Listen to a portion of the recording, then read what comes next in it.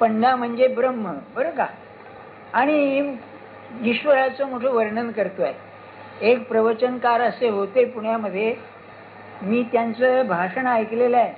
काय अशक्य म्हणले, शब्दामध्ये ब्रह्म तुमच्या समोर उभं करतो. आणि शेवटच्या दिवशी 8 दिवस झाल्यानंतर थाळीमध्ये कोण काय टाकतं इकडे लक्ष आलं त्यांचं. हा, बरं का. काय बरं याच्यामध्ये विरोध आहे? विरोध असा आहे की ज्या ब्रह्माचं तुम्ही एवढं वर्णन करता त्याचं तुमच्या जीवनात काही आहे का अनुभव? आणि म्हणून आजकालच्या विद्येमध्ये जर मोठा गुण असेल तर तो असा आहे, अनुभवाशिवाय बोलायचं नाही.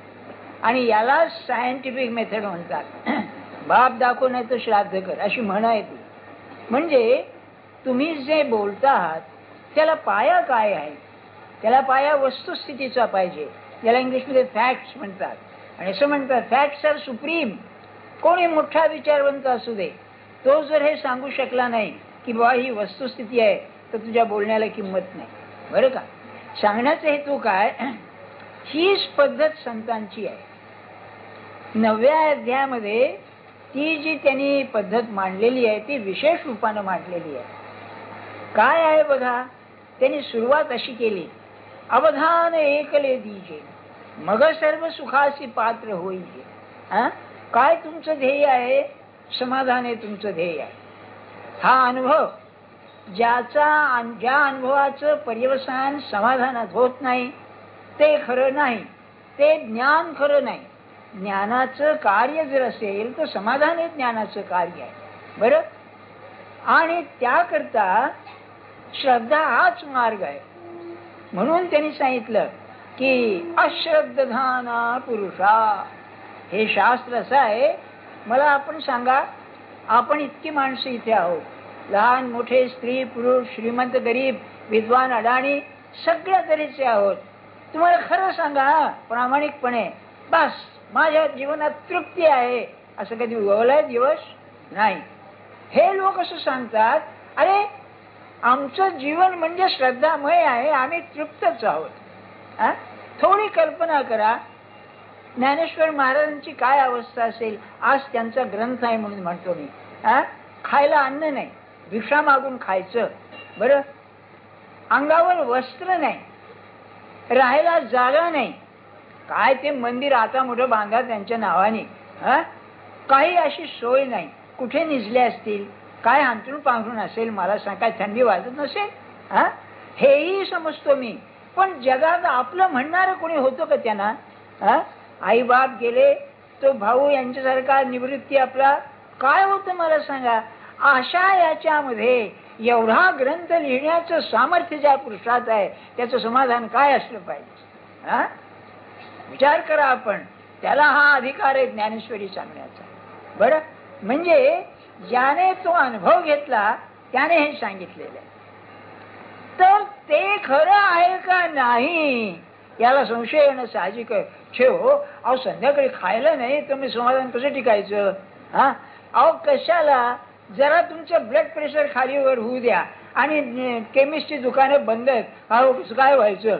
काही होत नाही लेकाला, बरं का. हसतो बळा लेकाला, औषधाशिवाय मी जगू शकत नाही, अशी आपली स्थिती. आपल्याला हे समाधान जगात असू शकतं याची श्रद्धा पाहिजे, म्हणून त्यांनी हा अध्याय सुरू केला की नाही. असंही माणूस जगात असू शकतं, काहीही जगात अनुकूल नसून सुद्धा अभंग समाधान आहे अशी माणसं असू शकतात. तुमचं आमचं समाधान बिघडायला निमित्ताला टेकलेले असतो आपण, बरं का. मी असं म्हणत नाही, समजा तुमचा मुलगा वेडा आहे आणि दुसरं कोणी नाही, त्याला काळजी वाटणं साहजिक आहे, बरं का. यांची प्रतिज्ञा अशी आहे की काहीही परिस्थिती असू दे, तुमच्या मनाची अशी तयारी होऊ शकते की त्यात सुद्धा समाधान. ते शिकायचंय, त्याला श्रद्धा पाहिजे. म्हणून तो जो त्यांनी म्हटलेलं आहे, अहो ते म्हणतायत हे जे सुख आहे हे कधी विटणारे नाही. इतकंच नव्हे, सोपं आहे, सगळ्यांना सहज शक्य आहे. असं आहे, काही इंग्लिशमध्ये गिफ्टेड इंडिव्हिज्युअल्स म्हणतात, त्याने की नाही जन्माची शक्ती असते. अशांना असून काय उपयोग आहे? आपल्यासारख्याला पाहिजे ना, नाही का. मला एक आठवतं बघा, काय सांगावं तुम्हाला, लोकमान्यांची बायको ते तुरुंगात असतानाच वाढली बरं का. तेव्हा त्यांचा पत्र यायचं, त्यांना ते पत्र आलं किंवा ते वाढल्या. त्याला उत्तर देताना ते काय म्हणाले की मला हीच भीती होती की मी असा तुरुंगात असतानाच जर तिला मृत्यू आला तर काय व्हायचं. पण लगेच पुढे म्हणाले माझ्या जीवनातला एक अध्याय संपला. असली दुःखे माणसाने सहनच केली पाहिजे. हा, काय समाधान असेल मला सांगा. एक विचार करण्यासारखी गोष्ट नाही का. तुम्ही काय म्हणाल लगेच, अहो ही मोठ्यांची गोष्ट आहे. अरे तुम्ही कधी प्रयत्न केलाय का, नाही का. मला रडू कशी येईल हाच विचार जर सारखा ठेवला तर व्हायचं कसं मला सांगा, नाही का. आम्ही त्याचा की नाही अभ्यासच करीत नाही कधी. म्हणून श्रद्धा पाहिजे की नाही, ते सांगतायत ना खरं असलं पाहिजे, कारण ते जगले ना तसं, नाही का. मी तुम्हाला उदाहरण नेहमी सांगतो ना, नाथांचं काय आणखी मला दुष्कीर्ती आणि हे व्हायचं. लोक त्यांना खरोखरच मूर्ख म्हणत, ही गोष्ट खोटी नाही. हा एवढा विद्वान, माझ्या मते संतांच्या मध्ये ज्ञानेश्वर महाराज विद्वान नव्हते लौकिक दृष्ट्या, त्यांची ती पूर्वजन्माची विद्या. नामदेव तुकाराम या भानगडीतच पडले नाही. समर्थांची विद्या विद्वत्ता म्हणजे बेताची होती बरं का. सांगण्याचे हेतू काय, या पाचवी महाराष्ट्र सिंहामध्ये एक नाथ असे होते की पैठणची काशी म्हणतात, दक्षिणेतली काशी, तिथे विद्वत्ता शोभणारी होती. काय संस्कृत पंडित होते मोठे. उगीच भागवतावरती हे लिहिलं नाही त्याने. मी तर असं म्हणेन की महाराष्ट्रामध्ये एक अतिशय शंकराचार्यांचा अनुभवी आपला अनुयायी आणि अति विद्वान असा श्रीधर स्वामी होऊन गेला, ज्याची भागवतावरती टीका आहे, संबंध भागवतावर. काय विलक्षण टीका, खरा विद्वान तो नाथांच्या आधी 100-150 वर्ष होऊन गेलेला आहे बरं का. देवगिरीचे त्यांचा आश्रय होतं म्हणतात, पण आश्रय सांगण्याचा हेतू काय, अशी विद्वत्ता असताना मूर्खासारखं जगात वागणं ही काही साधी गोष्ट आहे. मुद्दाम नाही वागले, ते म्हणाले लोक मला वेडा मूर्ख समजतात म्हणून. हा, आणि म्हणाले माझ्या मूर्खा हाती एवढा ग्रंथ निर्माण केला, काय गुरुची तारीफ आहे.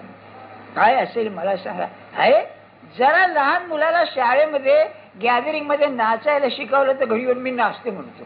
हा, काय माणसाचं असतं बघा, एवढीशी विद्या ती काय, नाही का. ते मला एक शेर आठवतो, शेरने आठवत त्याचा भावार्थ आठवतो. दारूचा गुण असा आहे म्हणाले, थोडी प्यायली की एकदम मनुष्य बेफाम होतो आणि खूप प्यायली की शांत होतो. तसं विद्येचं आहे. हा, जरा विद्या आली की काय माझ्यासारखं कोण आहे. त्यात तुमची मुलगी शिकलेली असली तर हा नको मला याला काय येते, तो नको मला त्याला काय येते, आपल्याला काय येतं हा विचार येतच नाही डोक्यामध्ये.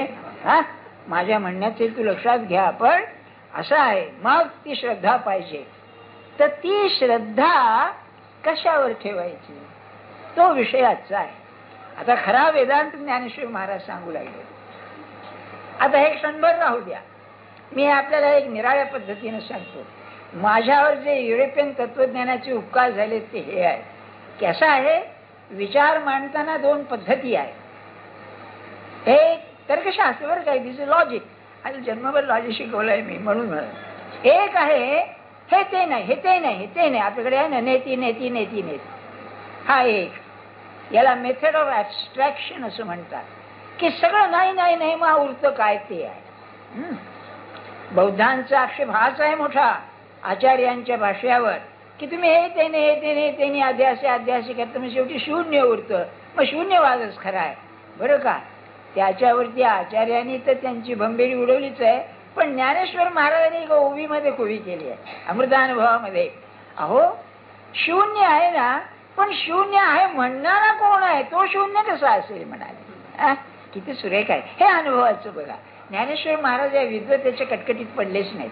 ज्ञानेश्वरीत एकच पॅसेज असा आहे की अहिंसेचं वर्णन करताना ज्ञानेश्वरांनी 2-3 मतमतांतरे घेऊन हे खरे नाही, खरे नाही, खरे नाही, बाकी कुठच्या भानगडीत पडले नाहीत. जो विषय मांडण्याला शंकराचार्यांना 2-3 पानं लागली, 1-2 ओव्यामध्ये ज्ञानेश्वर महाराज सांगून जातात. ते दोन्ही माहिती पाहिजे म्हणजे कळेल बरं का. असं किंवा मेथड ऑफ ऍब्स्ट्रॅक्शन, आणि दुसरे जे आहे ना ते मेथड ऑफ कॉम्प्रिहेन्शन. हे तेच आहे, हे तेच आहे, हे तेच आहे, हे तेच आहे बरं का. तेव्हा माणसामध्ये त्या आपण जेव्हा प्राण्यातून वर आलो, इन्स्टिंक्ट मधून सहज 2 शक्ती आल्या, एक बुद्धी वाढली आणि एक भावना वाढली. तर बुद्धीचा जो मार्ग आहे तो नकारात्मक आहे. नाही, हे नाही, हे नाही, हे नाही, हे नाही, बरं का. आणि श्रद्धेचा जो प्रेमाचा मार्ग आहे तो आहे तो समग्रतेचा, तो हे आहे, हे आहे. आणि ज्ञानेश्वर महाराज आता समग्रतेचा मार्ग सांगतात, कॉम्प्रिहेन्शन, बरं का. तर वेदांत तो आहे. आता कॉम्प्रिहेन्शन म्हणताना काय, हे जगत जे आहे अगदी सगळे देव बोलून चुकलेत. ग्रंथ अशाश्वत आहे. अहो गीता तर म्हणते अनित्यम सुखम लोकम इमम प्राप्य भजस्व माम. ज्ञानेश्वर महाराज म्हणले ना, झड झडो वाहिला निग ये भक्तीची ये वाटे लाग. अरे काय म्हणाले, अरे हा मृत्यू असा आहे, आईच्या पोटात म्हणलं शोधायला येतो, या जगात तुम्हाला सुख लागेल, इथला चंद्र क्षयरोगी आहे म्हणाले.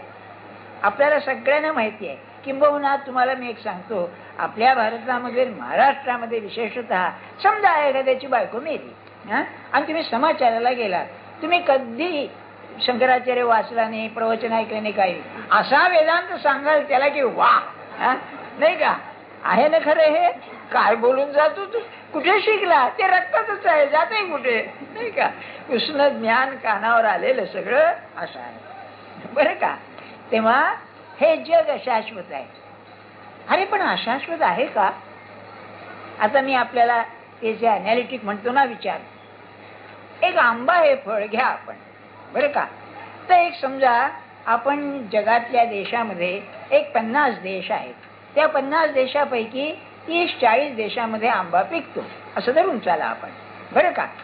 तेव्हा या 30-40 देशामध्ये आंबा ही जी कल्पना आहे त्यात काय फरक आहे. वर्षानुवर्ष, एक उदाहरण सांगतो आपल्याला, वाघभट नावाचे जे आयुर्वेदाचार्य होते ते किती वर्ष, 1200-1500 वर्षापूर्वी होऊन गेले, जास्तच असेल. त्यांचे जे पाठ आहेत म्हणजे प्रिस्क्रिप्शन, बरं का, आजही लागू आहे ना.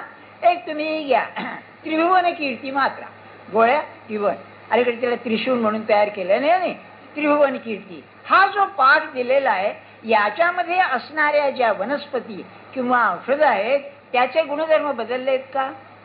आज इतके वर्ष तेच आहेत ना, मग जग अशाश्वत म्हणता कसं, हा नाही का. अशाश्वत म्हणावं, ते बदलायला पाहिजेत. काय झालं, अण्णासाहेब काय करायचे, अण्णासाहेब पटवर्धन, की हे जे काढे असत परंपरेनं चालत आलेले त्यातल्या औषधांचं प्रमाण वाढवायचे, बरं का. तेव्हा महाराजांचं विचारलं म्हणजे काय केलं त्यांनी, तर म्हणले सध्या शुद्ध वनस्पती मिळत नाहीत, त्यांची शक्ती कमी झाली आहे म्हणून त्यांनी प्रमाण वाढवलं. पण तेच गुणधर्म तोच, तो कसा बदलेल मला सांगा, नाही का.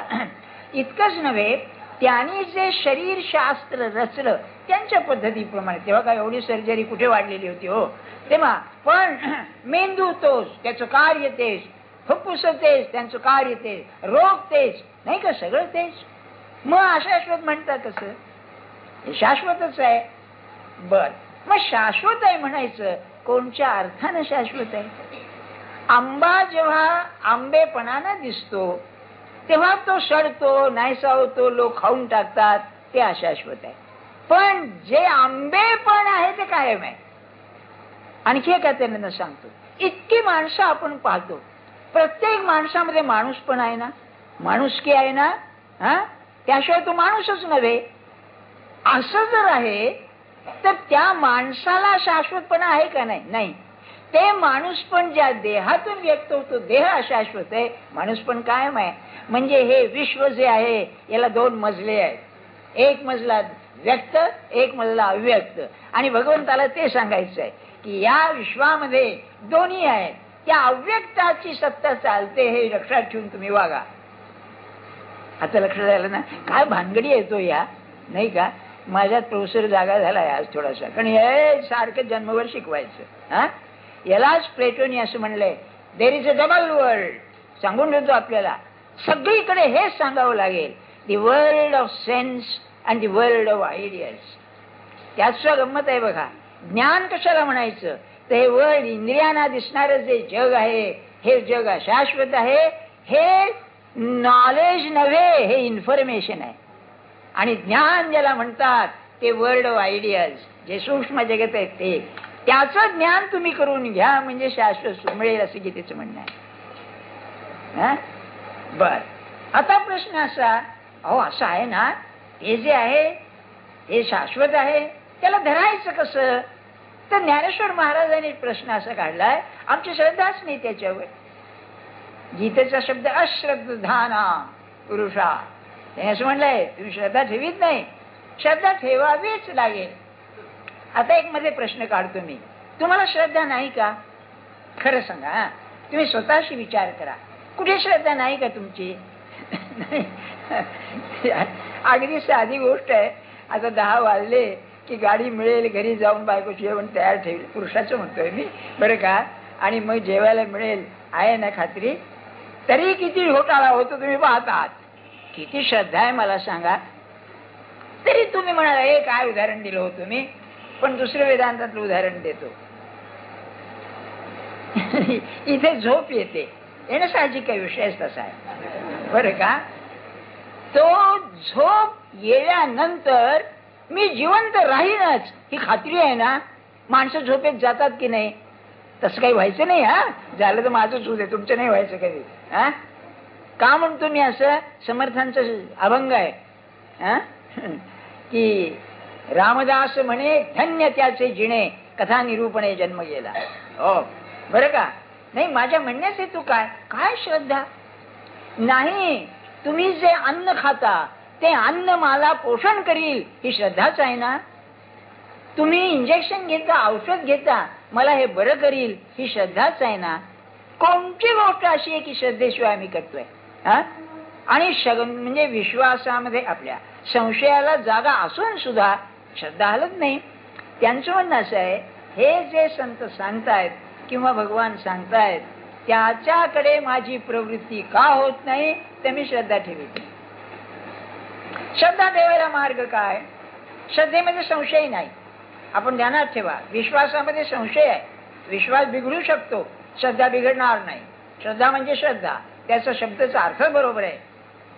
वेदामध्ये, वैदिक संस्कृतामध्ये सत्याला श्रत असं म्हटलेलं आहे. श्रत म्हणजे सत, तर श्रद्धेची धारणा, सत्याची धारणा म्हणजे श्रद्धा. ते कधी हलणारच नाही. एकदा ती बसली श्रद्धा की बसली. बरं, ही अशी आहे. तेव्हा श्रद्धा मान दवते ज्ञानम असं गीता सांगते. याचा अर्थ असा, मला त्या निसर्ग दत्तांचं फार आवडतं बघा. आपण त्यांचं चरित्र वाचा, त्यामध्ये असं आहे, ते खूप नामस्मरण करीत, नामात रंगलेले असत. त्यांच्या गुरुनी त्यांना सांगितलं, अरे अरे तूच तो आहेस. एकदम ते झाले. ते म्हणाले, गुरुनी मला सांगितलं, माझी श्रद्धा बसली, झालं म्हणाले, मी ते झालो. आपला गुरु कानी कपाळी ओरडतो, अरे नाम घे नाम घे, मी आहे तुझ्यावर. तरी पण असं झालं तर ते मी सांगितलं ना, फिलॉसॉफी ऑफ बट. परंतु आलं की संपलं, गुरु पालचा पडला, गेलं सगळं आहे. कसं आहे बघा. मग ते का येत नाही याचं वर्णन ज्ञानेश्वर महाराज करतात. बरं, आजच्या ओव्यात त्या आहे हे की नाही, मला याची हौस नाही हे वेदांत सांगण्याची, कारण शुष्क वेदांत आहे नुसता, पण त्याच्याशी पार्श्वभूमी असल्यामुळे मला हे सांगावं लागलं. बरं, सगळं ते काय आहे आता बघा, आपण इथपर्यंत आलो आहोत बरं का, की येथ जरी तू तार्किका, इथपर्यंत आपण आलो. हा, ऐशी हन घेशी शंका, तार्किक शब्द ज्ञानेश्वर महाराजांनी वापरलेला आहे, की तू तर्कप्रधान आहेस किंवा तुझी बुद्धी तर्क करायला हुशार झाली म्हणून तू अशी शंका घेशील ना, एवढी वस्तू हे लोका उरली केवळी पा, नाही का. एवढी अप्रतिम वस्तू आत्मसुखाची असताना लोक त्याला लुटायला का आले नाहीत, हे तुला शंका येईल. आणि मग लोक कसे, त्याचं वर्णन आहे पुढे. ते असं आहे, एकोत्तरेची आग वाढी, जळतीये आगी घालती उडी, ते अनायासे स्वगोडी सांडिती केवी. ही गोडी दुसऱ्या ओळीचा अर्थ सांगतो. एकोत्तर म्हणजे एकापेक्षा अधिक, बरं का. तर पूर्वी असं असे, आता मी ऐकतो की बँकेमध्ये तुम्ही लोन फिन काढलं ना का 20-25 व्याज लावतात, बरं का, % व्याज. हे आपलं आम्हाला कधी प्रसंग देतो कोण आम्हाला व्याज आधी, तेव्हा काय हो व्याज हे, नाही का. तर 100ला 1 रुपये व्याज त्या काळी. तर असं 1 रुपया करता जळतीये आगी घालती उडी, इतकं लोक म्हणजे लोभी एक रुपया मिळण्याकरता वाटेल ते करायला तयार असे लोक अनायासे स्वगोडीची त्यागिती केली. जर स्वगोडी असेल तर ती हे लोक का इतका त्याग करायला समर्थ असणारे का सोडतात हे असं वाटणं साहजिक नाही का? त्यात मर्म असे स्वगोडी म्हटलेलं आहे. आणि तिथे खरी श्रद्धा पाहिजे. काय आहे? तुझा आनंद तुझ्यामध्ये आहे हे माणसाला समजल्याशिवाय परमार्थ नाही. बरं, मी तुमच्यातच असल्यामुळे तुमच्या अडचणी त्या माझ्याच अडचणी, त्यामुळे बरं आहे हो. ज्या गावचे बोरी त्या गावचे बाबळे म्हणतात ना, तसं आहे. साधू पुरुषांनी सांगणे प्रापंचिकाने परमार्थ सांगणं बरं असतं, कारण तो त्यातूनच जातो, त्यातच असतो ना. मला तुम्ही अगदी खरं सांगा, तुम्हाला नामस्मरणाची थोडी गोडी आहे. आणि काल रात्री काय उशीर झाला, जेवण झालं नाही, भूक लागली. 11:30-12 झाले तरी स्वयंपाक तयार नाही आणि वास आला आमटीचा. तुम्हाला दुःख होईल का? तुम्हाला भूक लागलेली आहे, आवडीचा पदार्थ चाललाय, मी दुःख होईल? तुमचं मन जाणार नाही तिकडे? त्या नामस्मरणात गोडी राहत असली तुमच्या पाया पडायला पाहिजे. दुसरं काय सांगा? अरे काय असतं बघा, इंद्रिय कशी खेचून नेतात तुम्हाला, नाही का? हा लेखाचा कधी टेनिस खेळला नाही बरं का, त्या नावाचं काही संबंध नाही. आणि टेनिसची विम्बल्डन मॅच चालू आहे, जाऊन उभा राहतो. काय काही कळतं का त्यातलं याला? बरं का, ते चेंडू उलटे सुलटे मारतात, ते मला तरी कळत नाही बा त्याचं काय असतं ते. पण काय रस त्यामध्ये. तेव्हा एक गृहस्थ म्हणलं, काल जरा बा निरूपणाला आलेले ते जरा निजत होते, समोर बसलेले. हो, आता मी तरी काय करू त्याला? तर म्हणलं, काय बा बरं नाही का ते? अहो, काल रात्री ती विम्बल्डनची मॅच पाहिली म्हणलं, आणि म्हणले झोप राहिला, झोपही गेली म्हणले. म्हणलं वा. तर मी सहज म्हटलं, तुमची जपाची वेळ झाल्यावर तुम्हाला काय वाटलं? असं वाटलं जप केव्हाही करता येईल, मॅच तर पाहून घेऊ. बघा तुम्ही, दिस इज लाईफ, हे जीवन आहे, आम्ही जगतो हे जीवन. मग तो 1 रुपया करता जसं जळत ये आगी घालीत उडी, तसं स्वगोडी करता जाणं किती हे आहे. मला एक आठवतं, कार्ल मार्क्स होता ना, कार्ल मार्क्स, त्याचं तत्वज्ञान वगैरे बेताच आहे बरं का. म्हणजे मला इकॉनॉमिक्स येत नाही, पण ते रसेलने असं म्हटलंय, इतका मॉडेल हेडेड मनुष्य मी पाहिला नाही इतका. हो, रसेलचं म्हणणं बरं, होय, इतका म्हणजे ज्याच्या बुद्धीत घोटाळा आहे असा मनुष्य तो, बरं का. ते जाऊ देत, त्याचा आपला काही संबंध नाहीये, आपण काही कम्युनिस्ट नाही आणि आपण काही त्याला देव मानित नाही. पण एक गंमत सांगतो आपल्याला, त्याची बायको श्रीमंत घराण्यातली होती बरं का. म्हणजे आपण ज्याला लॉर्ड्स म्हणतो ना, म्हणजे सरंजामदार असा श्रीमंत घराण्यातली. आणि याच्या एकंदर त्या धाडसामुळे याच्यामुळे लग्न केलं आणि पोरं पुष्कळ त्याला. तिला क्षय झाला बघा, आणि त्याला औषध पाण्याला पैसा नव्हता पुरता. हे आणखी त्यात कारण. राहायला गॅरेट म्हणजे असं खोबदारात वर राहायचं, असं 3-4 मजल्यावर बरं का. तेव्हा ती आता मरणार असं डॉक्टर साहेब त्याला सहन होईल. बरं, प्रेम होतोच त्याचं. तर काय करायचं? तो ते दुःख विसरण्याकरता अल्जेब्राची उदाहरणं सोडवीत बसायचं. त्यापेक्षा नामस्मरण बरं की हो, नाही का? अल्जेब्राला पुस्तक लागेल, वही लागेल, आणि हे होईल, हे तरी नामस्मरण बरं आपलं स्वागत. माझ्या म्हणण्याचा हेतू काय? मनुष्य बघा कसा मार्ग शोधतो. तर त्यामध्ये माझ्यामध्येच ते सुख आहे अशी ज्याची वृत्ती आहे, असं कसं कठीण आहे? नाही, म्हणजे असं होईल, माझ्या अगदी बरोबर वाटतं. समजा तुमचा अंतकाळ आलाय आणि तुमचं जप राहिलाय, अरे थांब बाहेर, माझा जप व्हायचा, मग येतो तुझ्यावर यायचोच आहे काय केव्हा तरी. स्वगोडीचं हे आहे त्याला की नाही, त्याला दुसरं चैन पडायचं नाही बघा. तेव्हा ज्ञानेश्वर महाराजांनी प्रश्न बरोबर काढलाय की का असं होत आहे. पुढे म्हणाले बरं का, तरी पवित्र आणि रम्य तेवीची सुखोपाय गम्य आणि सुसुख परमधर्म्य वरी आपण पास जोडे. 4 गुण सांगितले परमात्म्याच्या आनंदाचे. म्हणजे आपण जेव्हा परमार्थ म्हणतो त्याचे त्यांनी 4 गुण आहेत. पहिली गोष्ट असेल पवित्र. काय गीता सांगते ना, नाही ज्ञानेन सदृशम पवित्र. पवित्रचा अर्थ असा आहे जे पावन करतं ते. म्हणजे जगाला पावन करेल यात काय, पण स्वतः शुद्ध, जे अत्यंत शुद्ध असतं, परमात्म्याशिवाय दुसरं कोणचं नाही. मला एक रामकृष्णांचं वचन आठवतं, जगात एकच गोष्ट आहे म्हणले जी उष्टी झाली नाही, तो परमात्मा आहे म्हणाले. याचा अर्थ असा, तो शब्दात कोणाला घालताच आला नाही. आणि महाराज असं म्हणायचे, परमेश्वराचं आणि त्याच्या नावाचं वर्णन 2 तऱ्हेनं करता येतं. एक वर्णन करायचं तर शेवटच्या श्वासापर्यंत तरी ते अपुरं राहील. नाही तर मौन म्हणजे मौन, बोलायचंच नाही. हे दोनच गोष्टी आहेत म्हणाल. तर असं पवित्र हे ज्ञान इतकं पवित्र का हो? तुम्ही काही राजकीय पुढाऱ्याच्या पाया पडत नाही, तुम्ही एखादा विद्वान शास्त्र असल्या पाया पडत नाही, तुम्ही सत्पुरुषाचे पाया पडता. का पाया पडता? ज्या देहात ते पवित्र ज्ञान राहतं तो देह सुद्धा पवित्र असतो, म्हणून तुम्ही पाया पडता. म्हणून ते पवित्र आहे. पण पावित्र्याची एक गंमत अशी आहे, त्या पावित्र्याला जगात पापाचा स्पर्श नाही, तो पवित्र. बरं का? लहान मूल कसं, ते आमचे भटजी आपण साधू होते ना, लहान मूल जर त्यांच्या पायावर घातलं तर रागवायचे. अरे ते देवात आहे म्हणायचे, आपल्यापेक्षा पवित्र आहे ते. कसं बरोबर म्हणायचे बघा. कारण त्याला ते बीज रूपानं काय असेल वासना, पण अपवित्र नाही. म्हणून हे ज्ञान पवित्र आहे. तसंच रम्य आहे. ज्ञानदेवा रम्य रमले समाधान. याच्यात आहे हरिपाठामध्ये काय आहे बघा, समाधान माझं असं आहे मी रमून गेलो. म्हणजे रम्य याचा अर्थ त्याला भान राहत नाही, त्यामध्ये रंगला की रंगला. बरं का? म्हणजे त्या ज्ञानाचा गुण असा आहे की ते ज्ञान आल्यानंतर मनुष्याला करमणुकीला आणखी काही करावं लागत नाही. नाही तर माणसाला करमणुकीशिवाय चालत नाही. पण नाही, त्यात बसला की बसला. रम्य पवित्राण्यम्य देवीचे सुखोपाय सुगम्य. बरं एवढं मोठं असल्यानंतर मिळवायला सोपं म्हणले. हे ज्ञानेश्वर महाराजांचं मत आहे बरं का. हे ज्ञानात ठेवा आपण. सहज याला उपाय फारसा करावा लागत नाही, आणखी अगदी सोपी गोष्ट आहे म्हणाले. बरं का? काय सोपी गोष्ट आहे? तुमचा कर्तेपणाचा जो मद आहे तो सोडून द्या, संपलं म्हणाले. वा. बरं का? आणि मद शब्द घातलाय ज्ञानेश्वर महाराजांनी. मद म्हणजे मस्ती, कैफ, नशा, कैफ. बरं का? कर्तेपणाची नशा चढल्यासारखी ती सोडवा म्हणाले. सोडवा म्हणले की चाललं.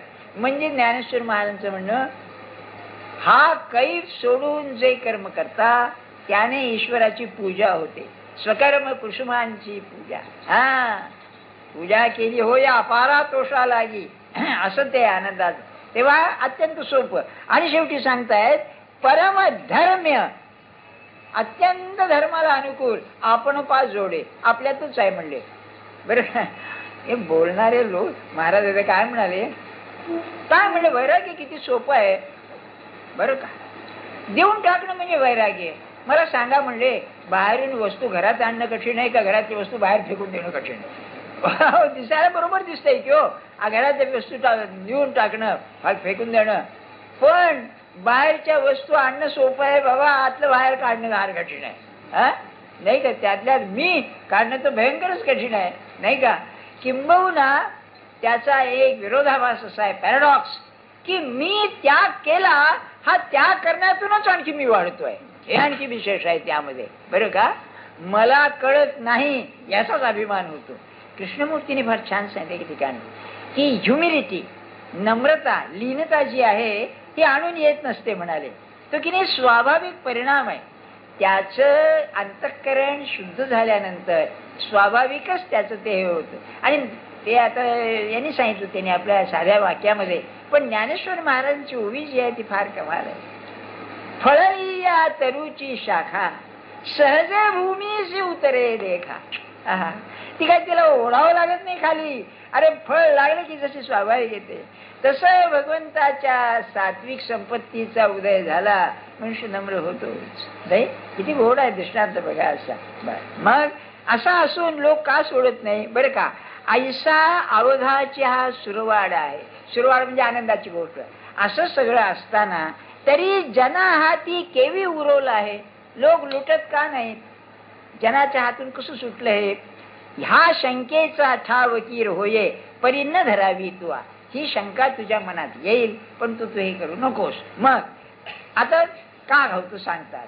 पाहे पा दूध पवित्र आणि गोड, पासी त्वचेची पदरा आड, परी ते अवेरूनी गोचिड, अशुद्ध काय न सेविती.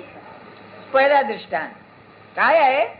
गाईच्या स्तनामध्ये दूध भरलेलं आहे, स्वाभाविक